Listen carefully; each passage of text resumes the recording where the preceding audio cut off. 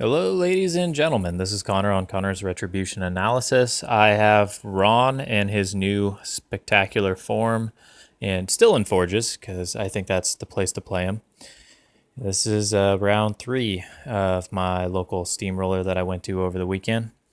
I have a Jack Marshalled Manticore because with Helios and other things, it's pretty cool for the Manticore to... It's pretty easy to make the Manticore live the dream of the 6 attack POW 22 amazingness that a Manticore that's Jack Marshall can do.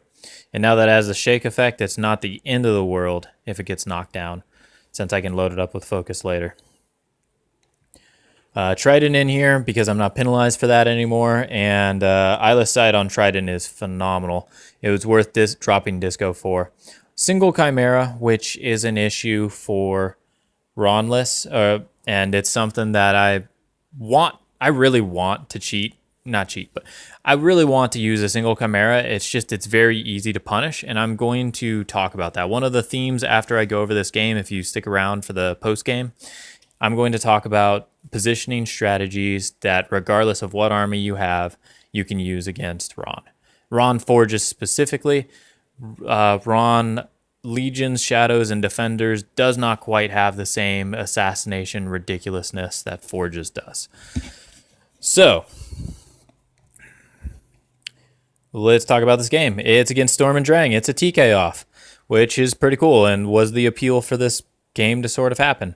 It's a very local steamroller, pretty casual and fun. The whole building was filled with laughter and smiles, and that was very nice.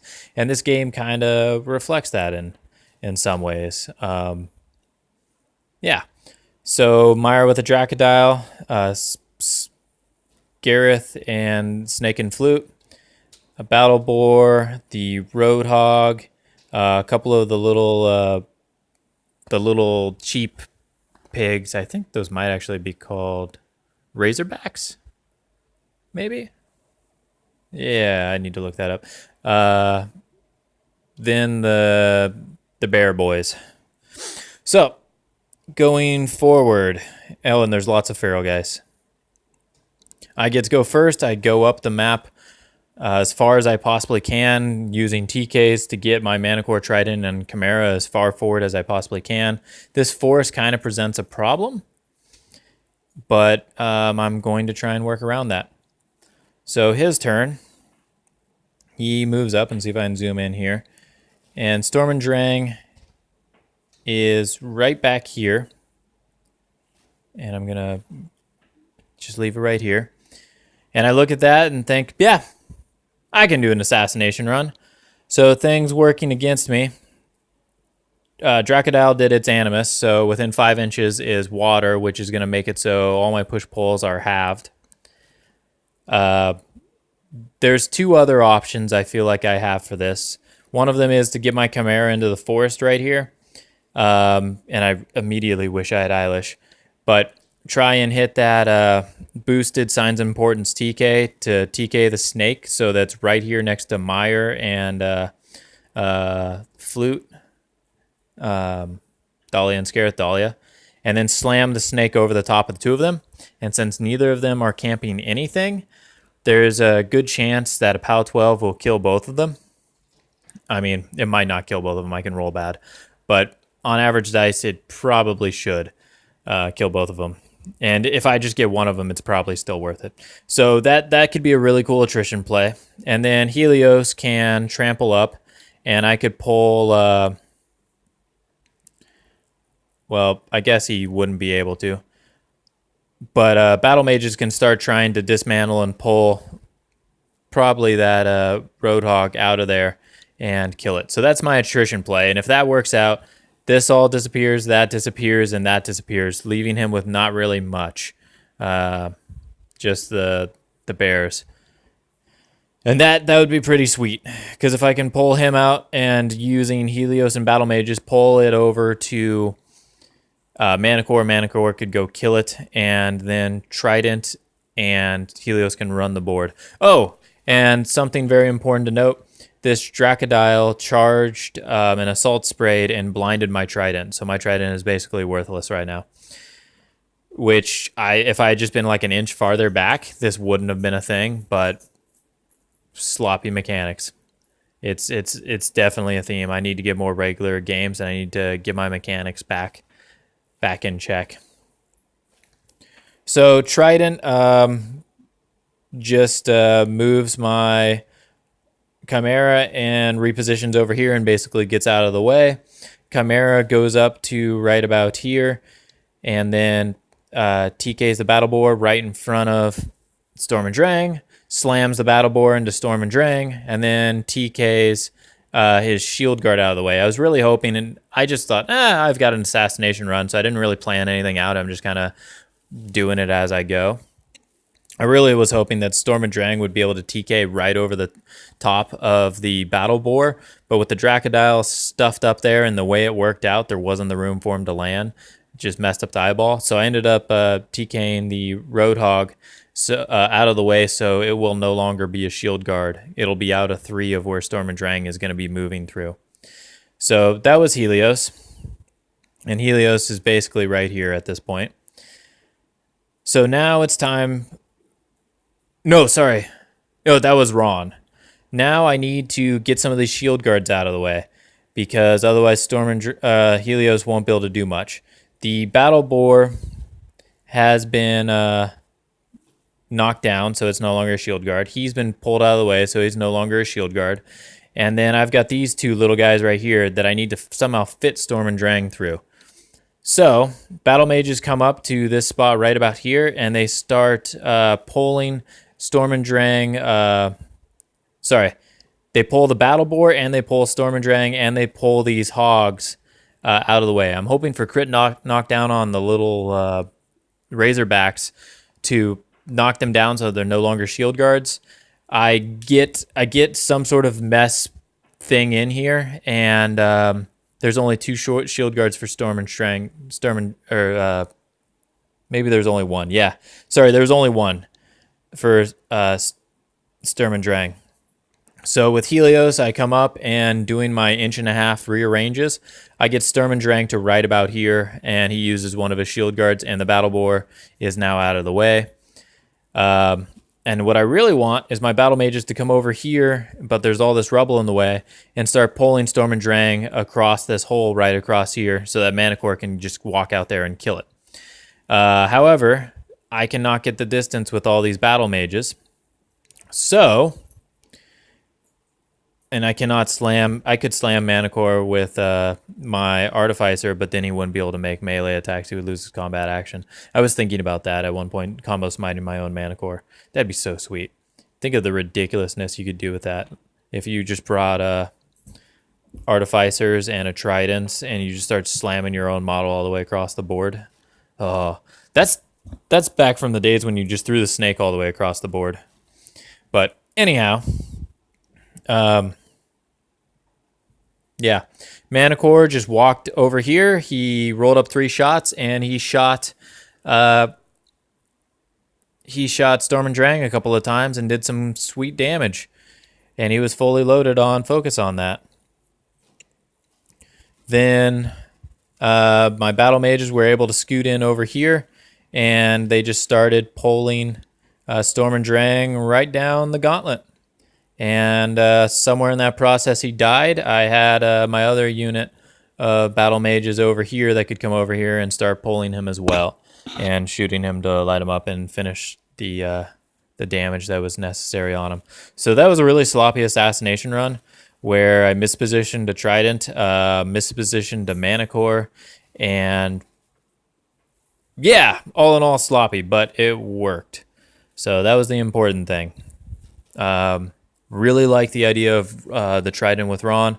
Eyeless Sight's really going to open up a lot of matchups for him. And I overall really like this list. I like the shake effect on the Jack Marshals, so I don't really have the fear of running the Manticore now. So let's go to the after party and talk about positioning against Rahn. So how a Rahn assassination run works in classical form is pretty much like that. The caster is usually somewhere back somewhere, and Chimera gets up to within 8 or 10 or whatever of the caster, and then rearranges to set up force hammers. Force hammers something over the caster, preferably to knock it down, and then TKs the caster. With that, when that happens, Helios then tramples 8, and then with 12-inch range on the before Helios, usually there wasn't enough range for the battle mages to dig out that model and get the very direction-specific pulls they needed to get the Warcaster. But with Helios, his tractor beam and his trample and his distance, he can just get up there farther and be that middle ground to put the caster in a spot where the battle mages can take it the rest of the way. And that's more or less what happens is that a hole gets opened up in the line, and the caster ends up just getting fished through the hole between Helios and the battle mages all the way to the front lines, where either Disco, a Phoenix, a Manticore, some form of melee bruiser kills it. And if it's a somewhat squishy caster, it almost always dies to the battle mages. Boosted POW 10s and like 18 or 24 of them just kind of do that. But if it's like, say, a Borka 2 or something that's really beefy, that's where the bruiser melee beatstick comes in. So that's how the Rahn assassination works. There's lots of ways to tweak with that. So let's talk about how to stop it. First, I want to start with distance. If you move out farther than 9 inches out of your deployment, Rahn can get you top of turn 2. That is the exact distance that a Chimera can TK you and Helios can grab you with his tractor beams. If you are 8 inches, it cannot happen. Now, 9 inches isn't really a realistic number. You got to bring your caster forward. You don't want him to be in kill box. He usually has some form of impact to the game. So the simple thing to do is if, say, Helios is deployed right here going first, you deploy your caster not directly across from Helios, just even a little bit staggered. And now all of a sudden, if we're talking about a triangle, this distance right here is longer than this distance right here. And now you get a couple more inches. So that's an easy way to get a couple more inches to make your caster more impactful in the game. The other way you can do it, and this is if you have no anti-Rahn tools at all. The other way you can do it is there's this forest right here. And with Helios's trampling and moving forward, if he can't reach that forest and be 3 inches from it, you have now created a safe place where you can put your caster behind it and have a little bit of safety after turn 1. Use houses and walls and other things when you place your caster. That's one of the most important things, is where you place your caster on deployment to limit where Helios can get to you so that you can come closer forward. And then you just got to be very careful. Like if you survive turn 2, you're in a pretty good place against Rahn, especially after his feat turn, after you take out his arc nodes and you pull off some battle mages, the assassination run just plummets. And that is also assuming that, that's just assuming that you don't put your caster forward. You still can't use your caster in a forward manner against Rahn just because he has that potential. But you're now no longer fearing utter, complete ridiculousness. So that positioning is pretty crucial. And Rahn still has a fantastic attrition game and a fantastic scenario game. But if you're bringing a tournament competitive list, it's usually not as good, or it's close. And there's a game there where there kind of wasn't before, where you just helplessly die and feel like you made a mistake, but you're not sure what the mistake is. And it just feels dumb and boring, and like you just watched 30 minutes of someone rearrange your army and kill you. That's no fun. You deploy, you spend 10 minutes to deploy, and then the game's over, and it's just dumb and boring. So now let's talk about things besides positioning that help against the Rahn assassination run. Stealth, clouds, immunity to knockdown, spell hate. The best spell hate is complete spell hate on your caster. For example, Zerkova 2 has Sacred Ward.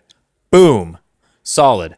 I can slam something into Zerkova 2, and Helios can then pull her, and a Trident can still shoot her, and that is most definitely a thing, but that's stopping the it's messing with the Rahn assassination run. It's a very powerful tool. Immunity to knockdown is good because then if you can defense skew, it makes the assassination run harder to pull off and not close to a guarantee. Not a 99% assassination run, not a 98% assassination run. The shield guards are good for stopping the Helios tractor beams. Stealth is good because until I got the eyeless sight objective, I had nothing that could really handle stealth. Now that stealth is not an issue, now that eyeless sight can be tossed on, say, Helios or a Trident, I can basically slam something into your caster that's not stealth, or run something that's not stealth, slam it into your caster, and then have Helios or the Trident hopefully shoot it to death if it'll die to that, or Helios with eyeless sight come and pull it closer to the board so that a TK'd, say, Manticore and telekinesis from the Trident Manticore can get to the caster, because Manticore can actually go a decent distance now. He can go 14 he can threat 14 inches with Rahn, and he's usually pretty far up the board because of TK. So that is something still to worry about, but it's a really good tool to have in your bag. There's the more of these things you can stack together, the more difficult you make it for the Rahn player. Like, for example, if you're immune to knockdown and you have stealth, that's fantastic. Don't get shot to death by a Trident. Solid. The other really good thing you can do, and don't count on this on paper, but you'll notice that there is the objective here, and there is the immunity to knockdown, place, or the immunity to push, pull, place, all those things that screw up Rahn. However, if Rahn goes first, you will not be able to, on first turn, get that benefit because you will not be within 4 inches of it. So, Rahn assassination run is very potent and very at its strongest when Rahn goes first, and the top of 2 is when the assassination run happens. And your objective will not protect you on that turn, but I will still have my eyeless sight objective. If you can survive that turn, get your caster within 4 and somehow not die, which it's very difficult to do, the objective really starts helping you. But until then, it's a false sense of security, which I thought it was just going to screw Rahn, but it doesn't.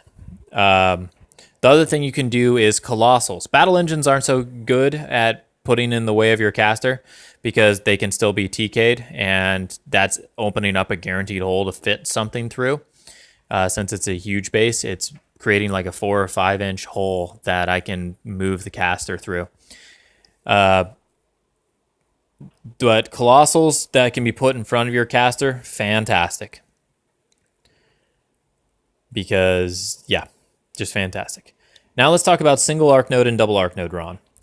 The first part of my assassination run is getting the Chimera within either 8 inches for TK or 10 inches for a force hammer of, your caster. So if I have one Chimera, and say I place my Chimera here, you can physically build a wall that is in front of that Chimera, and then I have to try and dismantle that wall before Rahn activates, before my battle mages are powered up, before I do any TKs, before Helios can't do it because he's got to drag the caster. There's all these things, because Chimera somehow, like I have tools, but it becomes a lot more difficult. Like if you build a wall and wall off my single Chimera from getting to your caster, and the key to the wall off is the back base of your wall, or the front base of your wall has to be way out of 10 inches from your caster. There has to be more than a 10-inch separation gap. Because otherwise, something that I can do is if you have a wall, I can run Chimera right up to your wall, and then I can use Force Blast, and I can push everything 4 inches away. And then I can, and if I'm 10, and if there's something that's next to your caster that's 10 inches away, I can just Force Blast is 3, Force Hammer is 4, slam that into your caster, and I'm still good to go. Helios can still trample up there. I've made a hole with my Force Blast and the Force Hammer, and Helios can drag your caster and everything can go like normal. But if you've got this wall and your caster is farther away, then I have to do a Force Blast for 3 and a TK for 2, and I can no longer afford a force hammer, and now it's real. Now I can do a TK on your caster. Hopefully I hit. Maybe I don't. But it's not nearly as reliable because now your defense is only dropped by 2 and not dropped to 5. And through this process, Helios now has to boost. He's a rat 5. If you go from a 16 to a 14, I still got to roll 9s. And I got to roll a lot of them. And the odds just get better the more of them I roll. But there is, because then battle mages can potentially help me out and knock down. But Helios, there is the chance with shield guards, other tools, things being in the way, Helios just not making it happen, not getting what he needs to get done. I do not like those assassination runs where I want defense 5 on my assassination runs, because otherwise I'm just throwing dice for the adrenaline, and I'm going all in on a strategy that might just leave their caster. I have had casters got stuck on the middle of their front line where I have nothing but battle mages and no angle to unstuck them. Battle mages don't kill them. Caster activates and goes far and kills Rahn. That has happened. It was who the heck was that? I think it was Thyron. I got Thyron, I didn't knock him down, and I dragged him out and had to deal with his blade shield bullcrap with Helios. Didn't quite kill him, got stuck on the front lines, couldn't get past stuff that was on the front lines, and he activated, charged something, sidestepped, and killed Rahn. Just a way Rahn assassination runs can fail. A creative Rahn player has many tools to solve problems and the solutions that you think is anti-Rahn tech. But you want to make it as hard as you can for that creative player, because the easier you make it, the more power you're giving to them, and you don't want to give away that power. Good players will find a good way to make good plays. The more difficult you can make that for them, the more likely you are to just win in this list. So, for example, Assyria double Tridents is a nightmare for Rahn, because Assyria rolls up behind her 2 Tridents and she's like, dum dum dum dum dum, I've got 8 focus and arcane vortex. You want to do what to anything? And those 2 Tridents are immune. I don't kill those 2 Tridents. Assyria pops feet, camps her focus, and those 2 Tridents roll up and basically shoot down every battle mage in my list, shoot down my Chimera, and not good. Really, really not good. And then Assyria's still probably in some safe place with still 8 focus for Arcane Vortex, and I'm still not assassinating her. And that's just 2 Tridents. I'm not even talking about the rest of her army, which I'm sure is really bad for my army.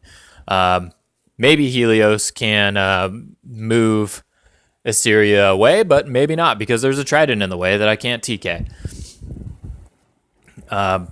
It's just, ugh. So that's an example of a really horrible matchup for Rahn for just innate skills, something that I have tested and really do not like. Another one is Zal 2, which you may have seen me play a couple of times on this channel.